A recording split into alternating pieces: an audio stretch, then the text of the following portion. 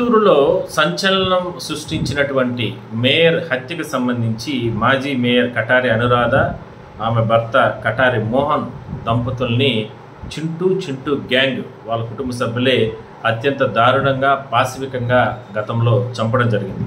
అయితే ఈ కేసులో వాళ్ళు ఇప్పటికే బెయిల్ పైన రావడం జరిగింది. ఈ మధ్యకాలంలోనే వాళ్ళకు బెయిల్ను కూడా రద్దు చేస్తూ కూడా కోర్టు సంచలన తీర్పు ఇవ్వడం జరిగింది. దాని తర్వాత బెయిల్ పైన తిరుగుతున్న వాళ్ళు ప్రధాన నిందితులు చింటూతో పాటు వాళ్ళందరూ కూడా పోలీసులకు సరెండర్ అయ్యారు, అరెస్ట్ చేయడం జరిగింది. అయితే ఇది తుది తీర్పు ఇవ్వడానికి ఒక నిర్ణయం తీసుకున్న తరుణంలో కోర్టు మరోసారి ఈ కేసుని ఈ నెల 30వ తారీఖుకి వాయిదా వేయడం జరిగింది.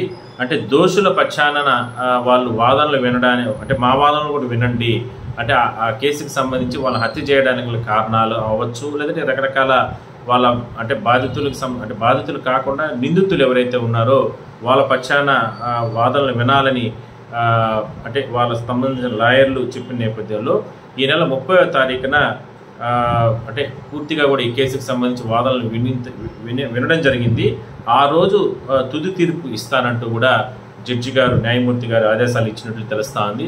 సో ఇది ఒక సంచలన తీర్పు, అంటే తీర్పు ఉండబోతుంది. అదే కాకుండా ఈ కేసు కూడా సంచలన కేసు. ఎందుకంటే ఒకేసారి మేయర్కి సంబంధించినటువంటి భార్యాభర్తలు ఇద్దరినీ కూడా అత్యంత దారుణంగా పాశవికంగా చంపినటువంటి ఘటన ఇది.